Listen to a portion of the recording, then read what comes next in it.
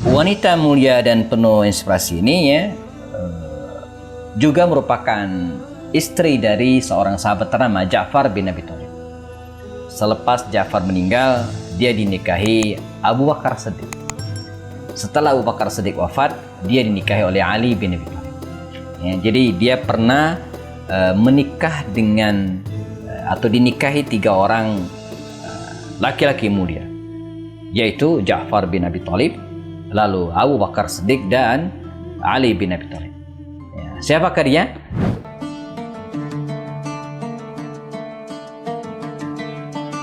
Bahkan sampai hari ini Khadijah dan keluarganya itu disebut dengan keluarga Tahirah, ya, keluarga yang suci, ya, keluarga yang mulia.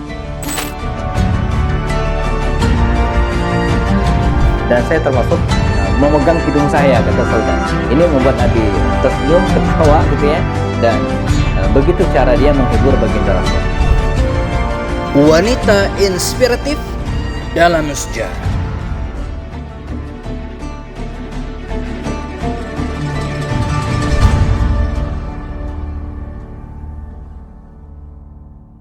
Assalamualaikum warahmatullahi wabarakatuh.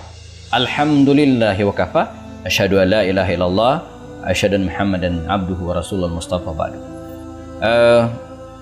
Kita akan mengenal ya, salah seorang sahabiat, karena kita masih dalam serial wanita-wanita inspiratif dalam sejarah, yang juga orang dekat Rasulullah SAW. Bahkan kalau kita lihat data, ya, dia memiliki beberapa orang saudara kandung, satu ibu, ya, yang juga merupakan orang-orang mulia. Di antara saudara adalah Maimunah bintil Harith. Ini istri Rasulullah SAW. Juga dia punya saudari namanya Ummu Fadl, ya, istri dari Abbas bin Abdul Muttalib. Dan dia juga punya saudara satu ibu juga namanya Salma binti Umais. Dia adalah istri dari Hamzah bin Abdul Muttalib. Nah, wanita mulia dan penuh inspirasi ini ya juga merupakan istri dari seorang sahabat ternama Ja'far bin Abi Thalib. Selepas Ja'far meninggal, dia dinikahi Abu Bakar Siddiq. Setelah Abu Bakar Siddiq wafat, dia dinikahi oleh Ali bin Abi Thalib. Ya, jadi dia pernah menikah dengan atau dinikahi 3 orang laki-laki mulia, yaitu Ja'far bin Abi Thalib, lalu Abu Bakar Siddiq dan Ali bin Abi Thalib. Ya, siapakah dia? Ya, dialah Asma binti Umais. Asma binti Umais termasuk as-sabiqun al-awwaluna fil Islam. Ya, dia masuk Islam sejak awal-awal bersama dengan suaminya, yaitu Ja'far bin Abi Thalib. Umar bin Khattab dikisahkan pernah merasa bangga dan sempat, ini bukan melecehkan, tapi merasa bangga bahwa karena Umar merasa dia lebih dulu hijrah ke Madinah membersami Rasulullah SAW ya, di Madinah sekian peristiwa ya. Dikatakan kepada Asma binti Umais ya. Jadi kira-kira kata Umar bin Khattab radhiyallahu anhu, dia mengatakan nahnu ahaqqu bir Rasul sallallahu alaihi wasallam ya. Jadi kami lebih berhak ya dari Rasul dari kalian. Nahnu ahaqqu bi Rasulillah sallallahu alaihi wasallam ya. Laqad sabaqnakum bil hijrati ilal Madinah. Ya, karena kami mendahului Anda pergi ke Madinah, kata Umar kepada Asma binti Umais ini. Nah, Asma kemudian menyangkal bahwa ungkapan Umar tersebut ya, dengan penjelasan betul Umar bin Khattab lebih dulu hijrah dari mereka ya, dari Asma binti Umais. Tapi ingat kata Asma binti Umais ya, ini dikatakan oleh Rasulullah sebelakangan ya, nahnu dzul hijratain ya, kami ini orang yang pernah hijrah 2 kali ya. Jadi dia nggak mau kalah gitu ya, dan ini pelajaran bagi kita bahwa para sahabat Nabi dulu bisa jadi mereka bertengkar dalam hal kebaikan ya. Jadi mereka bertengkarnya itu bukan karena rebutan jabatan, bukan karena rebutan harta ya, bukan karena hal lain, tapi karena kemuliaan ya. Jadi berebut fastabiqul khairat ya, berlomba-lomba dalam kebaikan. Nah, dan hal yang sama dialami juga oleh para istri Rasulullah SAW. Istri-istri Nabi itu mereka saling berebut kemuliaan ya. Maka benarlah ungkapan seorang penulis ya dalam bukunya Waqafat Tarbawiyah Ma'asyarat Nabawiyah ya, Waqafat Tarbawiyah Ma'asyarat Nabawiyah yang ditulis oleh Dr. Ahmad Farid ya, dia mengatakan idza ra'aitar rajula ya yunafisuka fid dunya nafishu fid din. Ini menarik jemaah. Kalau engkau melihat ada seorang yang melampaui, menyaingimu dalam urusan dunia, nafishu fid din, maka saingilah dia dalam urusan akhirat. Nah, ini harus menjadi prinsip kita ya. Jadi bisa jadi kita dengan teman kita, dia bisa jadi dia lebih kaya, tapi kita lebih dermawan ya. Dia bisa jadi jabatan lebih tinggi, tapi kita lebih soleh dalam sholatnya dan seterusnya. Jadi kita jangan hanya melulu bersaing dalam urusan dunia ya. Karena itu nggak akan pernah habisnya, tapi sebaliknya kita saingi dia dalam urusan akhirat, dalam hal kebaikan ya.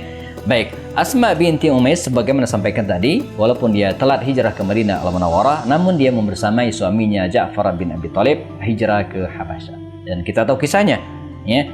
Rasulullah pernah memerintahkan Utsman bin Affan untuk hijrah ke Habasyah, lalu kemudian tak sampai setahun kemudian Utsman pulang, lalu Rasulullah berangkatkan kloter yang kedua dipimpin oleh Ja'far bin Abi Thalib. Nah, Ja'far tentu saja membawa istrinya Asma binti Umais. Kalau kita hitung keberadaan mereka di Habasyah ini tidaklah singkat, bahkan bisa jadi lebih dari 10 tahun ya. Dan inilah keutamaan mereka ya, jauh dari kampung halaman, berada di negeri rantau. Bahkan kala itu Raja Habasyah ya, yang bernama An-Najasyi ini ya, belumlah masuk Islam. Artinya mereka berada di dalam naungan orang-orang yang bukan muslim, walaupun dia adil ya.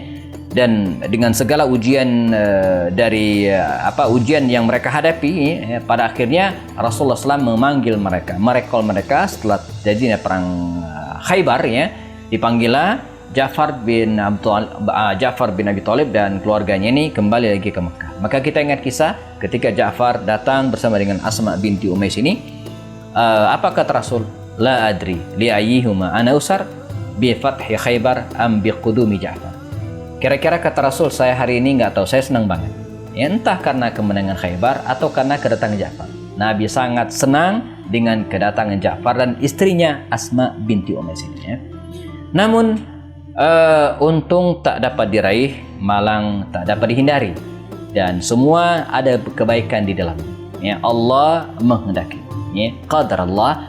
Setahun kira-kira kemudian Rasulullah mengutus 3.000 tentaranya ya untuk pergi ke Mu'tah ya, dan terjadilah perang Mu'tah. Nabi mengangkat 3 panglima besarnya, Zaid bin Haritha. Kata Rasul, panglima kalian adalah Zaid bin Haritha.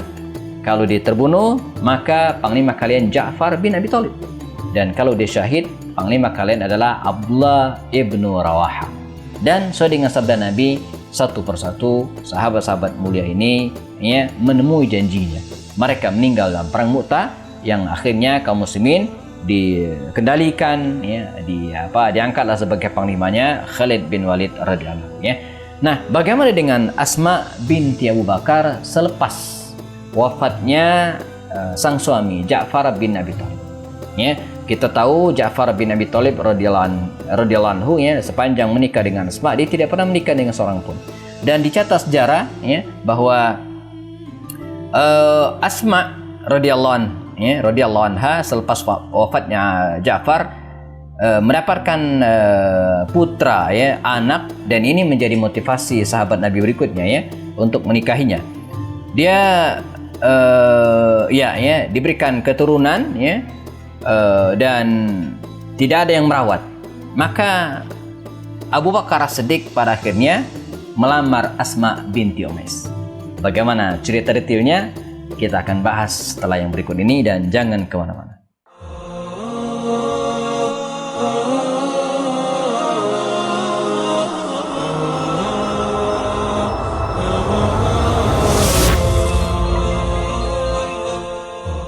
Ya, kita masih dalam serial wanita-wanita inspiratif dalam sejarah. Kita sedang berkenal dengan Asma binti Umais. Setelah Ja'far bin Abi Thalib meninggal dunia, dan ketika mereka berada di Habasyah dalam perantauan, melahirkan 3 orang putra, Abdullah, Muhammad, dan Aun. Demikian dikisahkannya. Nah, karena melihat bahwa Ja'far wafat dan tidak ada yang mengasuh, ya, kemudian memberikan nafkah kepada anak-anaknya ini, ya, akhirnya Abu Bakar Siddiq ya melamar Asma binti Umais ini. Nah, ini juga motivasi para sahabat Nabi pada waktu itu. Jadi, dan saya kira ini menjadi pelajaran bagi kita bahwa motif pernikahan para sahabat Nabi itu bukan karena biologis semata, tidak, ya. Abu Bakar Siddiq kalau dia pengen menikah dengan tuntutan biologis, dia tidak akan menikahi janda, dia akan menikah dengan perawan, kan? Tapi tidak, dia menikahi Asma binti Umais. Dan diantara motifnya apa, ya, Abu Bakar Siddiq, ya, pengen menafkahi, ya, putra-putra, ya, atau keturunan Ja'far dengan Asma. Jadi ini nikalah ibunya, gitu kan. Ini cara yang paling mudah, gitu, ya. Motifnya itu, jadi bukan motif biologis. Maka pada akhirnya Asma binti Umais ini menikah dengan Abu Bakar Siddiq radhiyallahu anhu, ya, dan dia pun bersamai Abu Bakar Siddiq radhiyallahu anhu sampai kemudian Nabi meninggal dunia. Dan ketika Nabi meninggal dunia, Asma binti Umais ini, ya, tetap dalam naungan Abu Bakar Siddiq, ya, mendampingi Abu Bakar Siddiq, ya, dalam memegang dan mengendalikan pemerintahan pada saat itu, ya. Dan sampai akhirnya ketika Abu Bakar Siddiq meninggal dunia, ya, jelang meninggal dunia, Abu Bakar Siddiq pernah berpesan kepada Asma. Kata dia apa? Saya pengen yang memandikan jenazah saya adalah Asma binti Umais. Nah, ini menjadi bukti bahwa betapa erat dan dekat hubungan antara kedua pasangan suami istri. Dan qadarullah pada akhirnya Abu Bakar Siddiq meninggal dunia, Asma binti Umais memenuhi wasiat tersebut. Dia yang memandikan jenazah Abu Bakar Siddiq.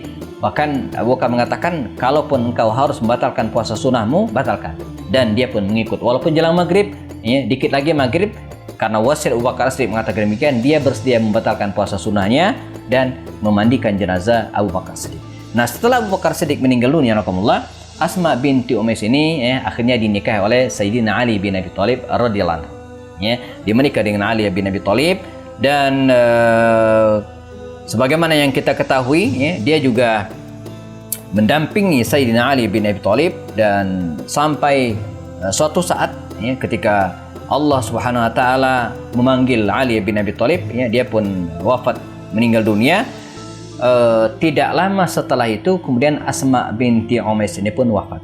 Jadi dalam riwayat dalam kitab Syiar Alamin Nubala dikatakan menurut Imam Az-Zahabi, Asma binti Umais ini wafat tak lama setelah Ali bin Abi Thalib meninggal dunia, ya. Nah, banyak hal yang bisa kita teladani dari sosok Asma binti Umais ini yang sempat menikah dengan 3 sahabat Nabi mulia, Ja'far bin Abi Thalib, Abu Bakar Siddiq, dan Ali bin Abi Thalib. Di antaranya adalah dia jazakumullah, ya, tidak pernah absen dan selalu membersamai Rasulullah SAW dan para sahabat. Maka dicatat dalam sejarah ketika dia hijrah dari Makkah ke Madinah dan kemudian bergabung dengan Rasulullah SAW, ya, dia selalu ikut serta dalam peristiwa-peristiwa besar, mendampingi para sahabat Nabi pada waktu itu, ya. Dia ikut dalam haji wada, ya, kemudian ikut juga menyaksikan peristiwa demi peristiwa, ya. Ketika Abu Bakar Siddiq mengangkat tentara untuk memerangi Nabi palsu, ya, pada waktu itu dia juga ikut memberikan saran, ya, karena dia sahabat-sahabat utama yang mengerti banyak hal, karena dia masuk Islam sejak awal, tahu persis tentang Islam, ya, tidak pernah absen.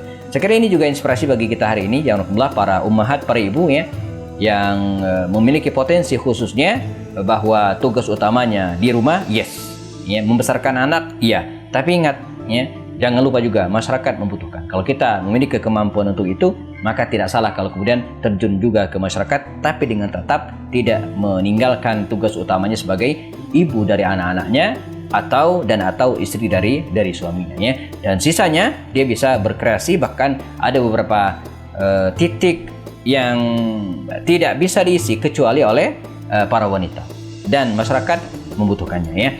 Nah, ini kisah tentang Asma binti Umais radhiyallahu anha, seorang sahabiat yang sempat mendampingi 3 sahabat mulia, Ja'far bin Abi Thalib, Abu Bakar Siddiq, dan Ali bin Abi Thalib. Semoga kita bisa mengambil inspirasi dari kisah sahabiat yang mulia ini. Jazakumullah khairan. Assalamualaikum warahmatullahi wabarakatuh.